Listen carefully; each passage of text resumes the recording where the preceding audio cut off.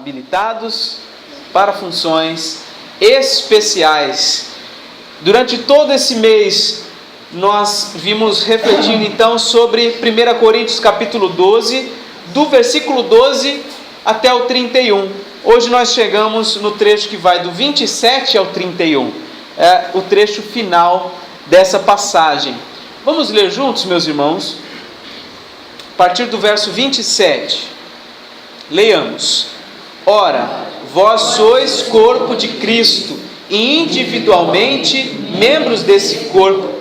A uns estabeleceu Deus na igreja, primeiramente apóstolos, em segundo lugar profetas, em terceiro lugar mestres, depois operadores de milagres, depois dons de curar, socorros, governos, variedades de línguas. Porventura são todos apóstolos ou todos profetas? São todos mestres ou operadores de milagres?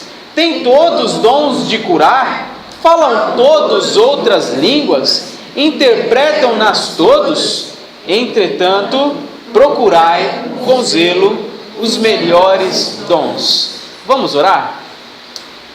Senhor Deus, fala ao nosso coração, Pai. Queremos entender a Tua palavra, compreender o que ela está dizendo, e queremos que o Senhor nos ajude a aplicar essa palavra em nossa vida e viver de acordo com o que ela vai nos ensinar. Ó Deus, ilumina nosso pensamento, nosso raciocínio, os nossos corações. Nos dê atenção para tudo aquilo que for útil para a exposição dessa palavra, Senhor. Em nome de Jesus. Amém. Habilitados para funções especiais. Paulo dá início a essa passagem no verso 27, reafirmando aquilo que ele já disse até então. Ora, vós sois corpo de Cristo, e individualmente membros desse corpo. Vocês como um todo são um corpo, mas cada um de vocês são membros desse corpo. Todos são corpo, um só é membro. E no versículo 28, o apóstolo começa a mostrar que existem dons espirituais e especiais. Existem funções que são derivadas de dons que o Espírito Santo dá. E por isso, no nosso tema, eu coloquei a palavra especial, porque não é algo natural, é algo especial. Ele primeiramente coloca aí, a uns estabeleceu Deus na igreja, primeiramente, apóstolos, segundo lugar, profetas, terceiro, mestres, e aí depois ele coloca outros dons, operadores de milagres, cura, socorro, governos, variedade de línguas. E esse texto nos parece difícil de entender, porque o apóstolo cita coisas que nós não estamos acostumados a ver. De certa forma, estamos até acostumados a ver os que se autodenominam apóstolos, né? Aqueles que atribuem a si mesmo dons de curar, dons de línguas, interpretação. Então esses dons, eles nos parecem difíceis de entender, de compreender, porque a gente compara com a nossa realidade, né? Quem frequenta uma igreja presbiteriana percebe que é diferente as expressões culticas da nossa igreja, a forma como nós cultuamos a Deus é diferente dos nossos irmãos pentecostais, dos nossos irmãos, né, que agem de modo diferente. Antes de falar um pouquinho sobre cada um desses dons que o apóstolo nos oferece aqui, eu acho importante a gente falar alguma coisa sobre os dons em geral. O que são dons espirituais? O que são essas funções especiais que nós somos habilitados? Em primeiro lugar, essas funções especiais, que a Bíblia chama de dons espirituais, vêm de Deus. e não do homem. Vem de Deus. Os dons espirituais têm a sua origem no Senhor, o nosso Deus.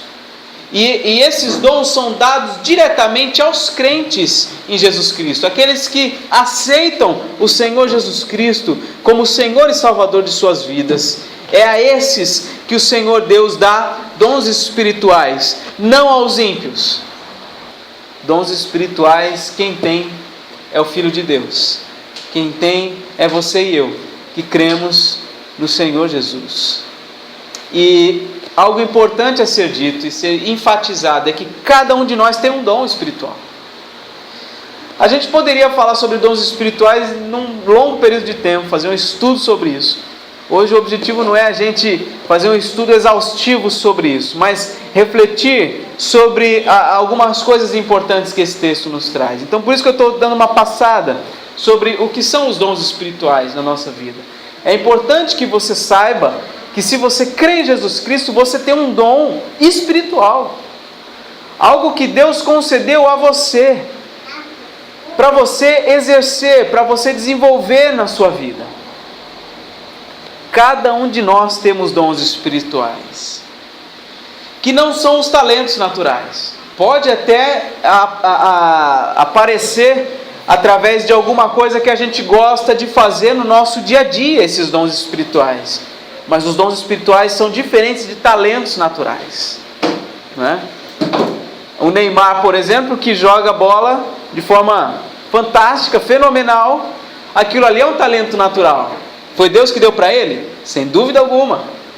Mas não é um dom espiritual.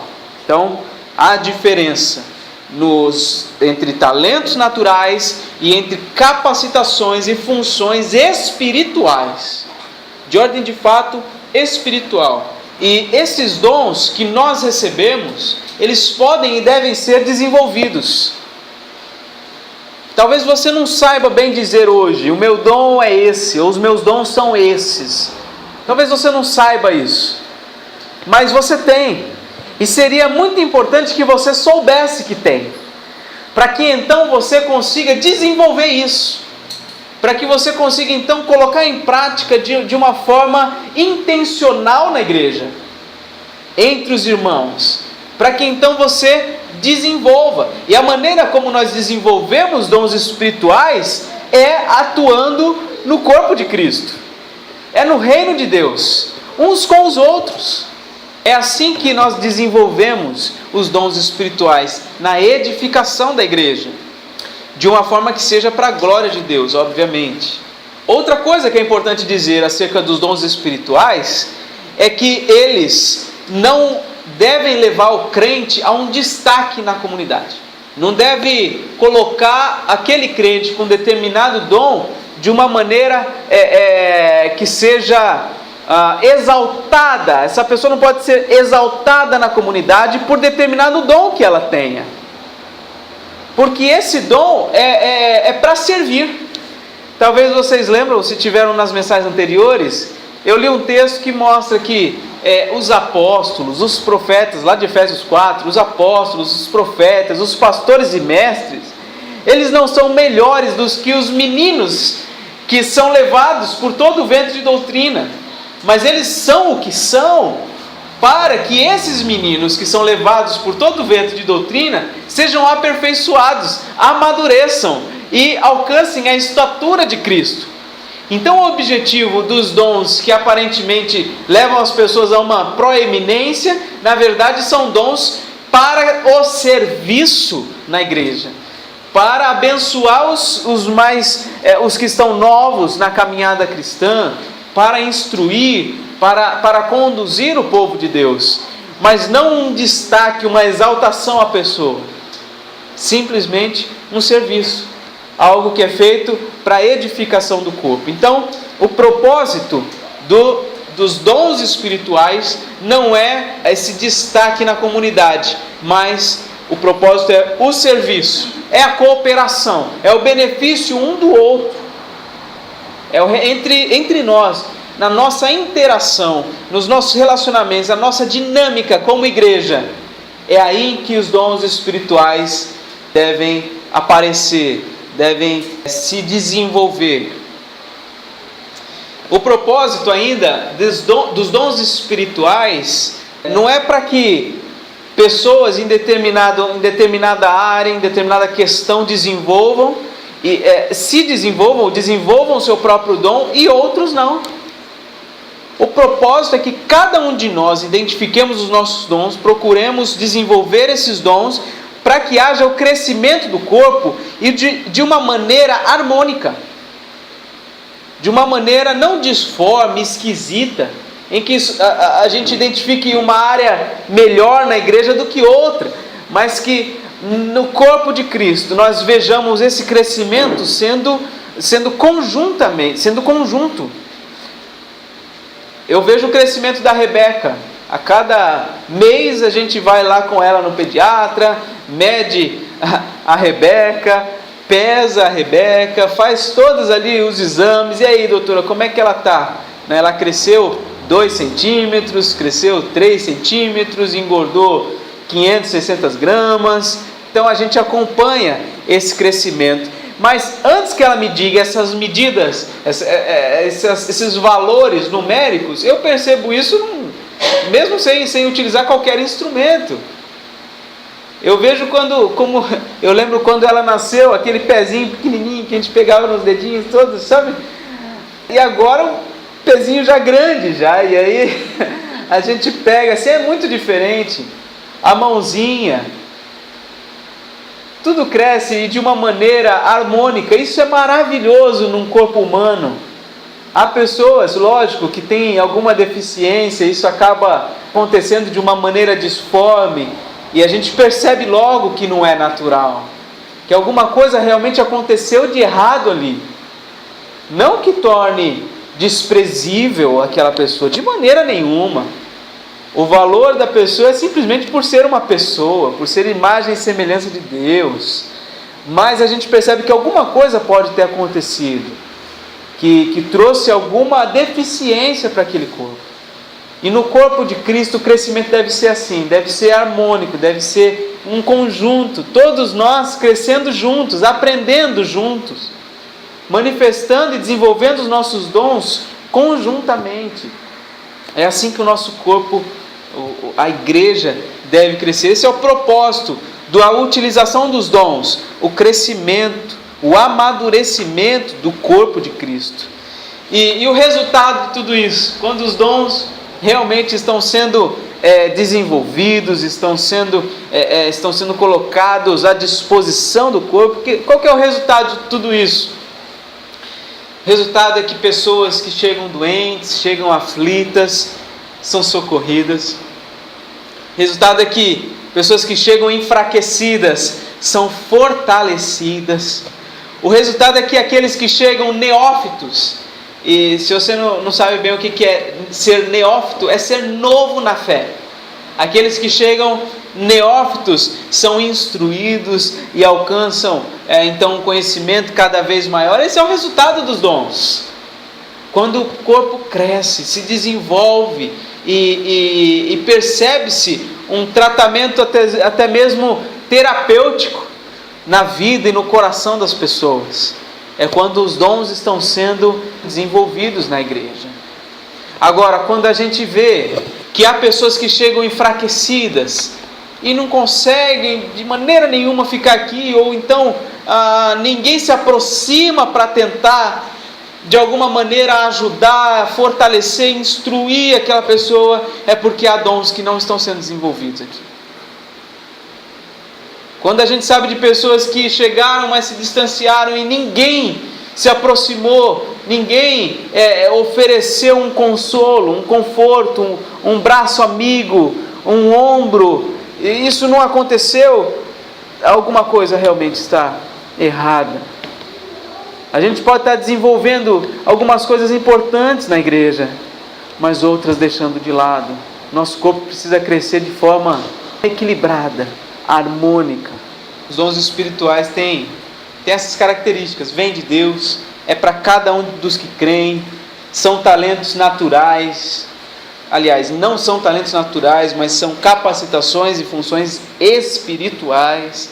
devem ser desenvolvidas, não levam crentes ao destaque, mas ao serviço, trazem então cooperação, benefício, crescimento na vida da igreja.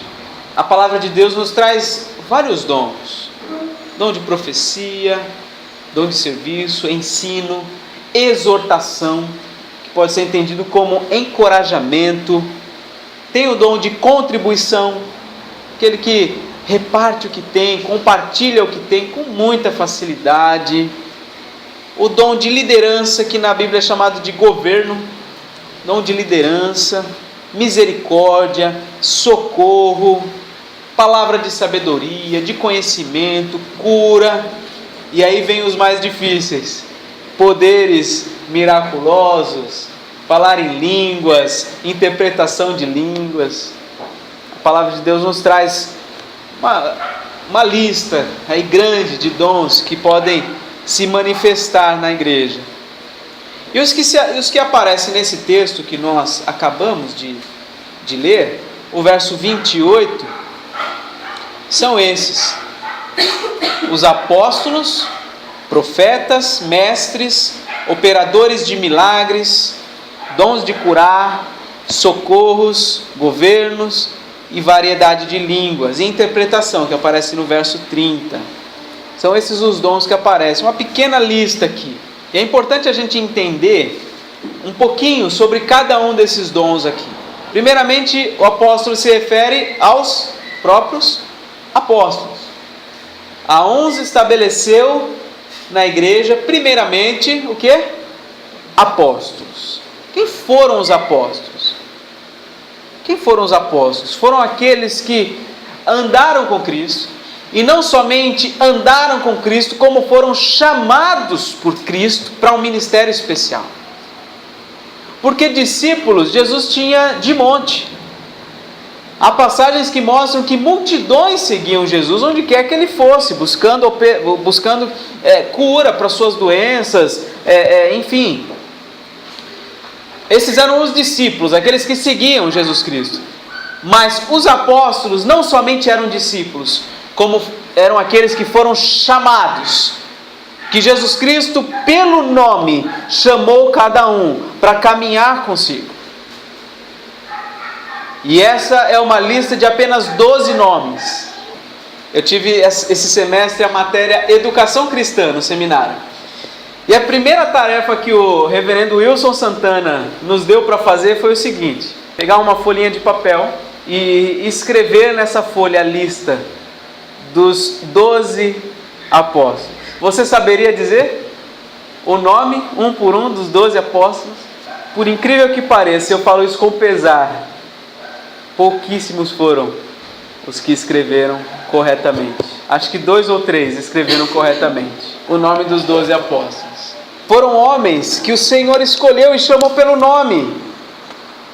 Pessoas completamente diferentes para exercer um ministério especial, que foi criar o fundamento da igreja. Quando em Atos, o evangelista Lucas, ele fala sobre como viviam os cristãos, ele fala que eles viviam baseados na doutrina dos apóstolos. Eles eram como que colunas na igreja. O que eles diziam tinha um valor espiritual muito maior do que qualquer outra coisa, porque o Senhor se revelou a eles de um modo especial.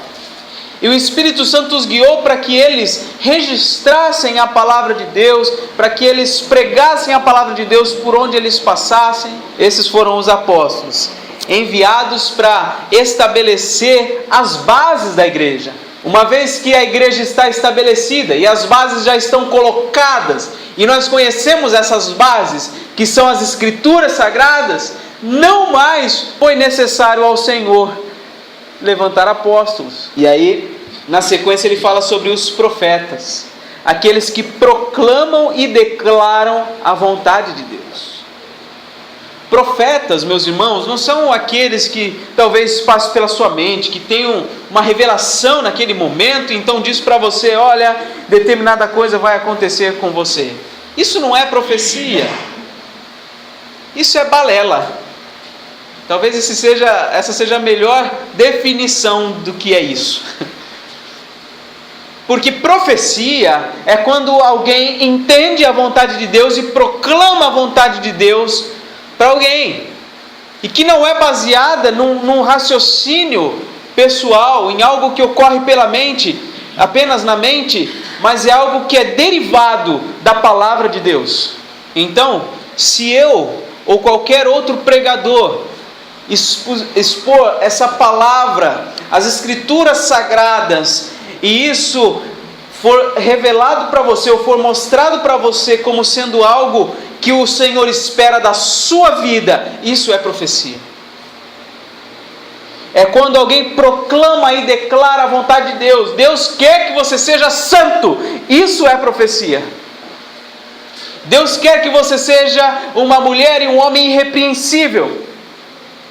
Que você cresça desenvolvendo os seus dons na igreja para a edificação do corpo e glória a Deus. Isto é profecia.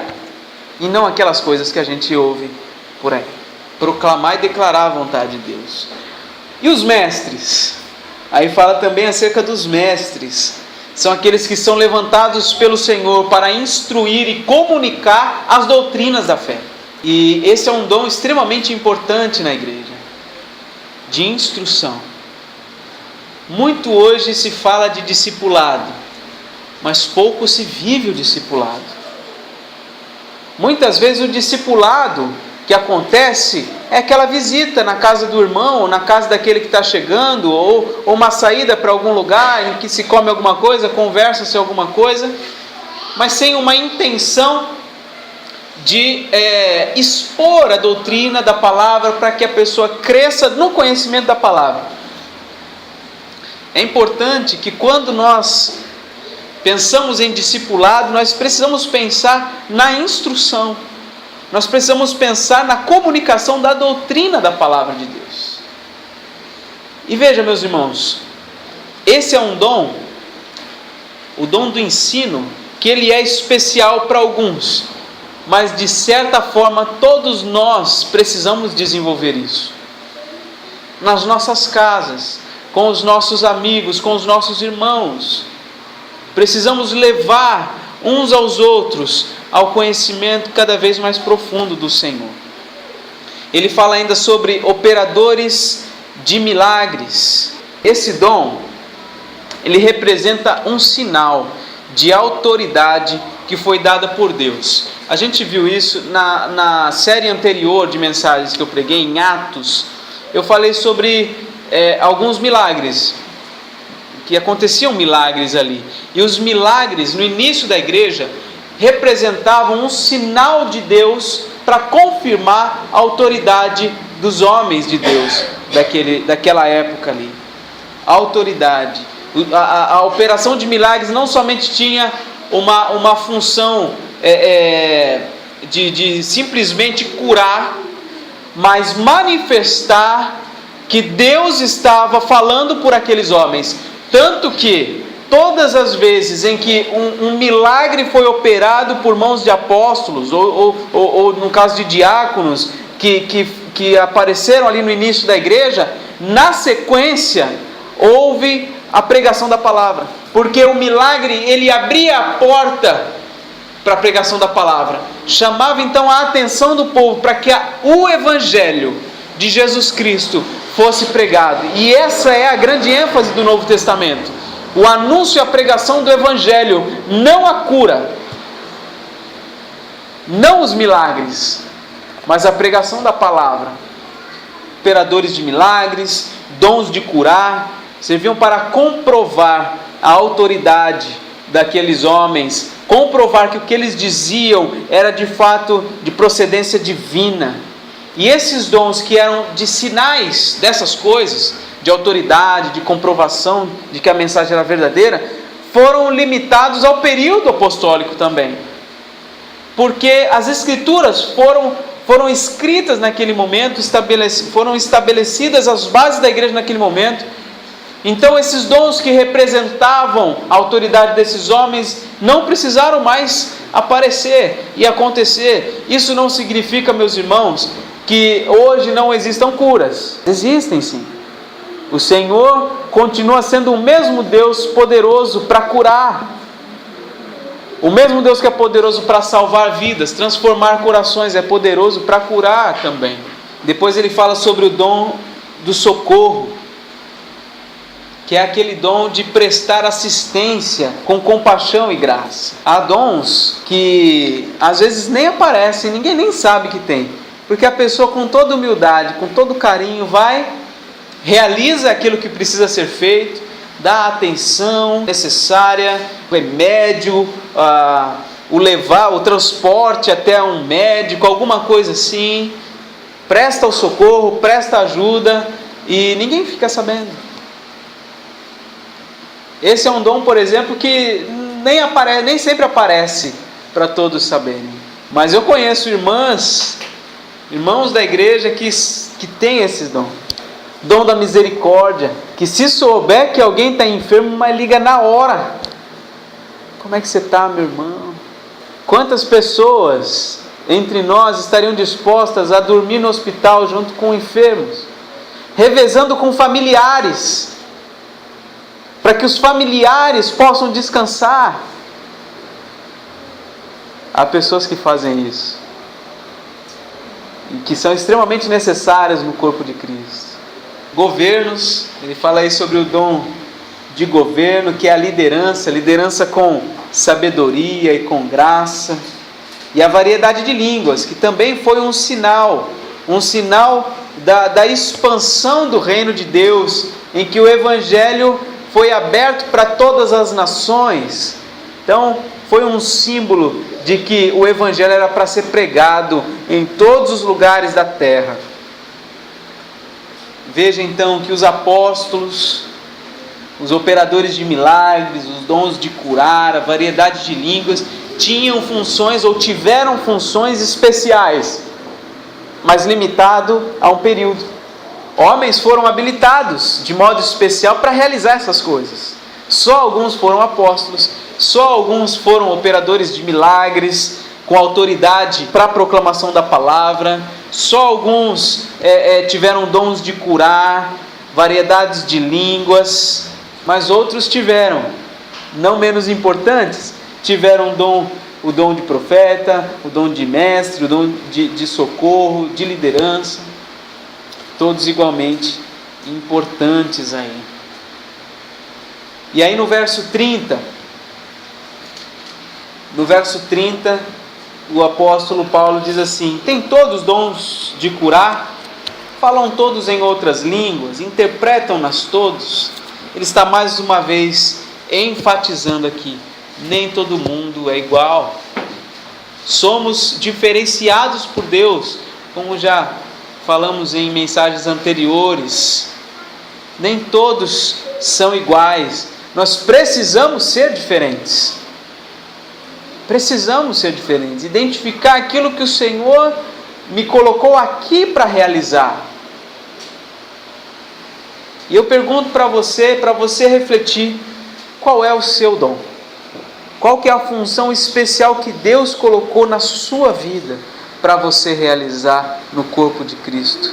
É extremamente importante que você identifique isso, que você pesquise sobre isso, leia sobre isso. Leia na Bíblia, leia também talvez outras fontes que possam te ajudar a identificar isso, e você possa então desenvolver isso para a glória e louvor do Senhor.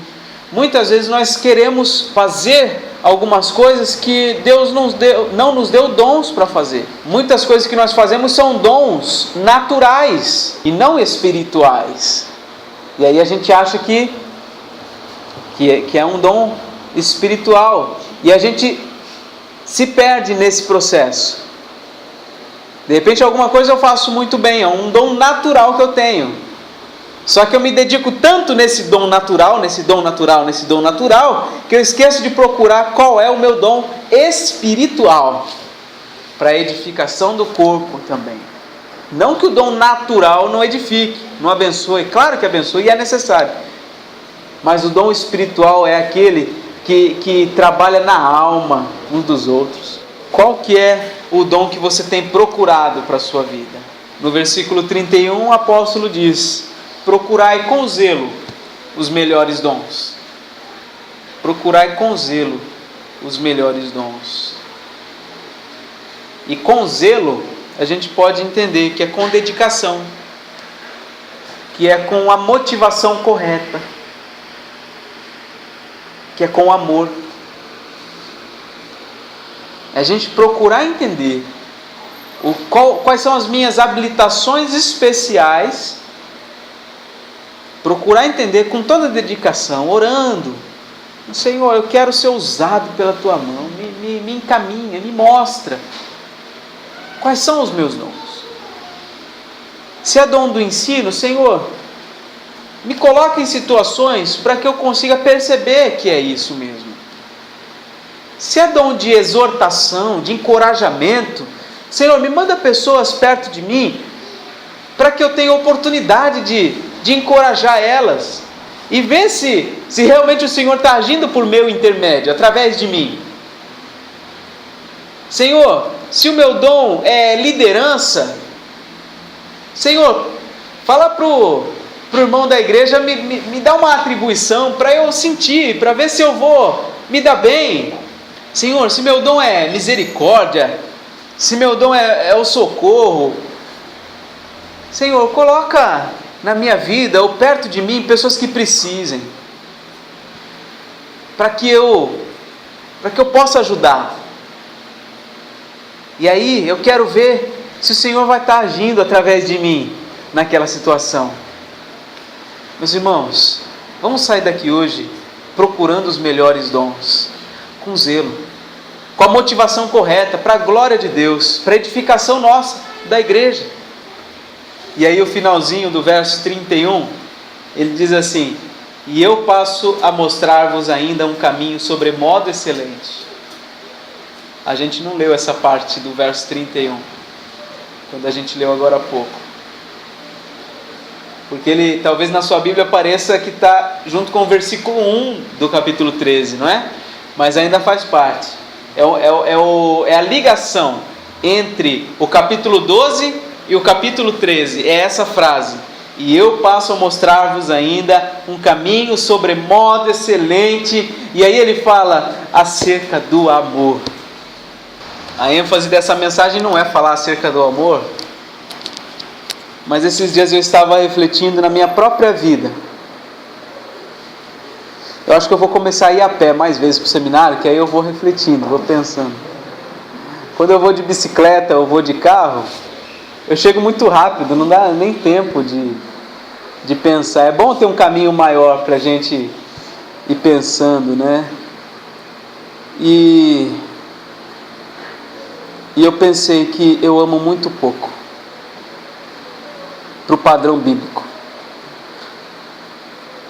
Por mais que eu me esforce, que eu me dedique, que eu procure desenvolver os meus dons, por vezes o que liga tudo isso na minha vida não é o amor. Porque o amor bíblico é aquele amor sacrificial. É aquilo que o apóstolo João fala: nisto conhecereis o amor, em ter Deus enviado o seu Filho para morrer por nós. Esse é o amor bíblico. Quando nós nos sacrificamos pelos outros. E nem sempre essa é a minha disposição de sacrifício. O amor não é só um sentimento, não é só uma emoção, um desejo, um querer bem. Não é. Amor é muito mais do que isso. O amor bíblico é amor sacrificial. Então, meus irmãos, qualquer dom que você tenha, procure desenvolver com amor. Qualquer dom que você tenha, use-o para a glória de Deus, para a edificação do corpo, de maneira sacrificial. Porque, certamente, fazendo com amor, fazendo de forma sacrificial, você vai estar glorificando ao nome do Senhor, que deu o seu próprio Filho para morrer por você, que te amou com amor incondicional, se fez carne, viveu entre nós, se submeteu à cruz, teve seu sangue derramado, sua cabeça perfurada, para que você hoje seja membro do seu corpo.